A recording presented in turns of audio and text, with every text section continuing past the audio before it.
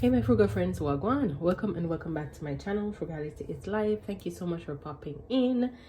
It's another Saturday and today I want to stuff some cash into my month ahead binder and my low priorities and etc. We're just gonna stuff some money in a couple of binders. Okay guys, so these are my two beautiful motion binders. This one is my month ahead for essential home related and expense related stuff, and then this is my low priorities for some other like low priority items that and you'll see when I flip through.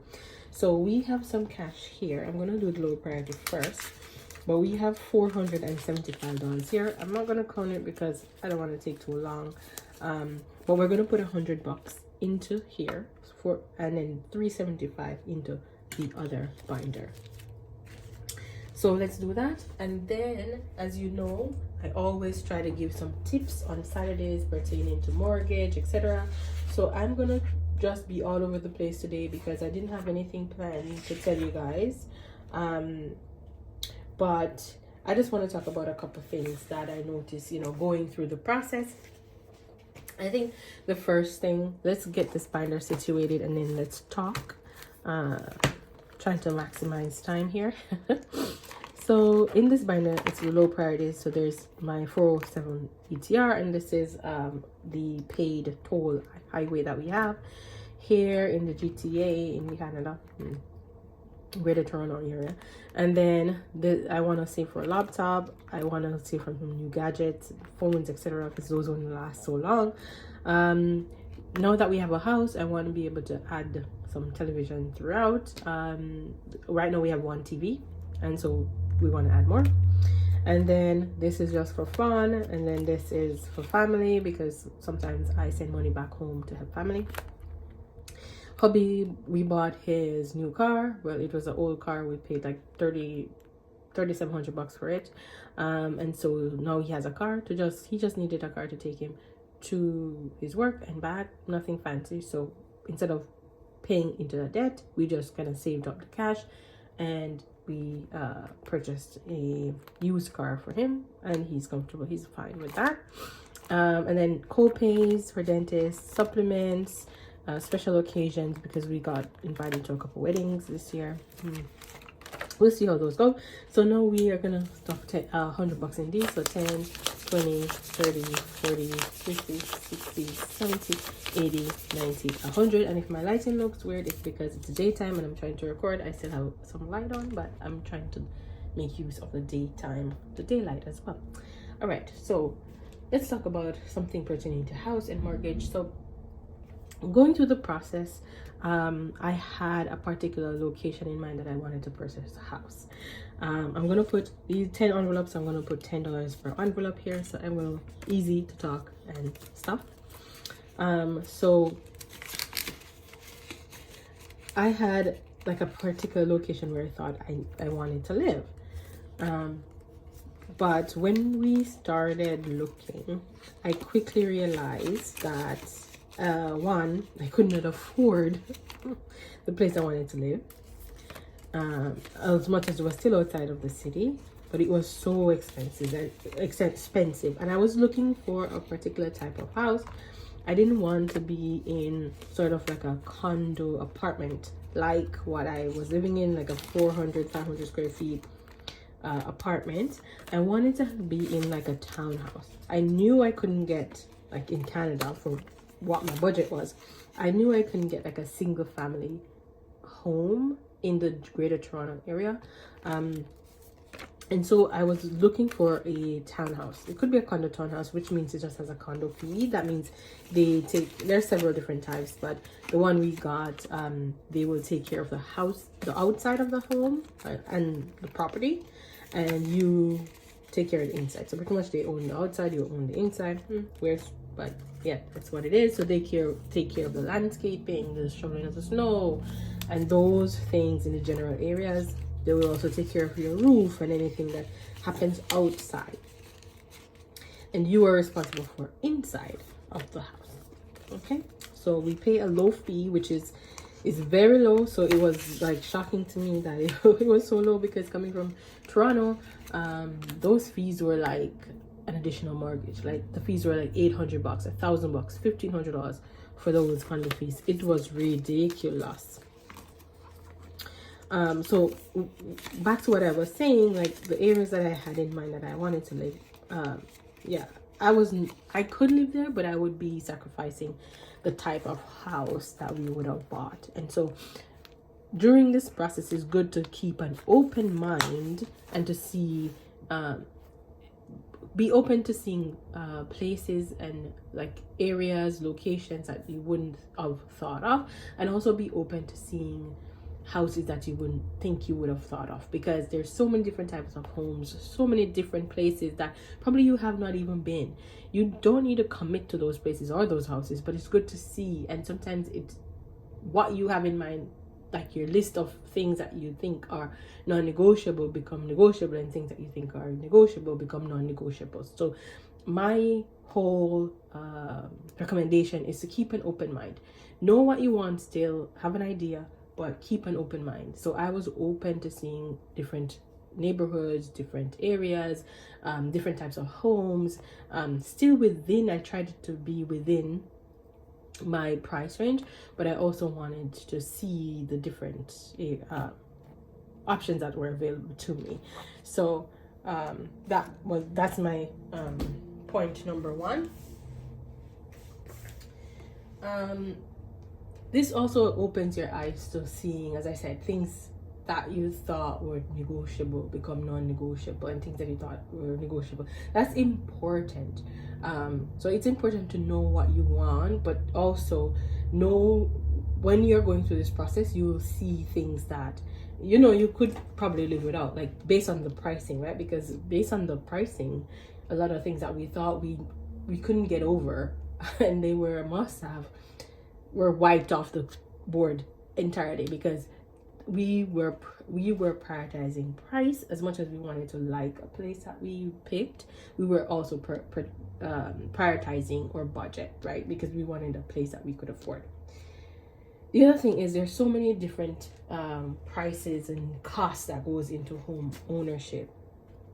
And in Canada, there's some things that you thought were negotiable or non-negotiable, but they are not, or some are, but you won't get it. So don't think of just that you're going to be paying the mortgage. There are other things that you're going to have to come up with. We had to pay for the inspection of the house before we went ahead. We had to pay coming in. You have the mortgage, but then you have like a hot water heater that's a rental. Sometimes if it's a new build, maybe these are rentals and not necessarily things that the builders bought and put into place. So if they're rental, you have to pay the rental for them. So maybe the HVAC system is a rental, and so these things I didn't think that they would have even been a rental. I thought that these things you would buy and put in the house, but I quickly realized that yes, they are rentals, and some people recommend the rentals because if something goes wrong, you call the company and they come and replace the stuff rather than you having to pay. But again, it's a cost, right? I don't know whether it's worth it to buy it and have it or to rent. I don't know. I'm new to this. I'm gonna figure it out. But I'm just saying those are some additional costs that we didn't think about. All right, so let's stuff our high priority month ahead. And so this is my groceries. So each envelope, as I said, I have now $3.75 here. So each envelope will get $20, except for mortgage that will get $35. And I'm going to take out the mortgage $35 from now, because of course my mortgage is a big deal, guys. Big cost, big deal. So everything else is going to get $20. Yeah, so yeah, so there are other costs, property taxes, that's a big one too. Yeah, so it's not just about the mortgage. There's so many different costs, guys. You still have to pay your heating, your electricity, your gas, whatever. If your house is heated by gas, then you have to just pay gas. If it's electricity, whatever. There's so many different costs that's involved. So it's good to do your research and to know these things. The other thing that threw us off was the garbage, guys. So you would think that garbage is a simple thing, but in Canada it becomes simple over time when you're used to it, but it's not that simple. So different provinces and municipalities, so we are still in Ontario, but there are different municipalities, different form of government that are in the different cities, right? And so each one will come with their own way, rules pertaining to recycling and waste management, and so you have to find that out. You have to figure that out. So it's not as simple as, hey, this is a plastic, it goes here. Hey, this is foil, it goes here. Hey, this is paper, it goes here. No, because different municipalities, they recycle, they come, you know, they have their compost, they deal with it differently. And so because of that, you as a homeowner has to separate your garbage according to these rules and regulations. So that also threw us off. So we did our research and to figure this out, and it's like a daily thing, right? We go on the website for the city daily, and we have the page open where you can plug in what the item is to tell you what you should put it in, if it's waste, or if it's compost, or if, like, compost I pretty much know, but if it's recyclable or not.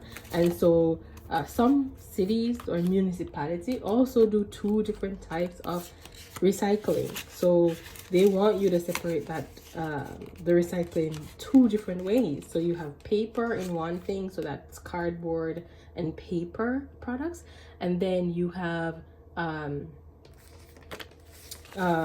like bottles, cans, those go into a whole different recycling like thing. So yeah, so lots to learn, but it's fun. It's so much fun to learn. That's the part that's, you know, I love. The part I don't like, let's talk about what I don't like. I am not someone who loves to drive, and worse, to drive at night. So if it's somewhere I know, I have no problem, or if it's daytime, I have no problem. But at night, I hate it, especially if I don't know where I'm going and I have to depend on a GPS to take me there. And so that has been a little bit of a struggle for me to figure out where I'm going, especially when I get home from work at night and I have to drive home from the subway or train station. I think I have to go double back to mortgage and add the difference. But yeah, that's a little bit of a struggle for me, but I know it's temporary, and because it's dark. Well, the minute, you know, we have daylight later in the evenings and in the mornings, I will be fine. And when I get used to a particular route, I will be fine. So that's okay.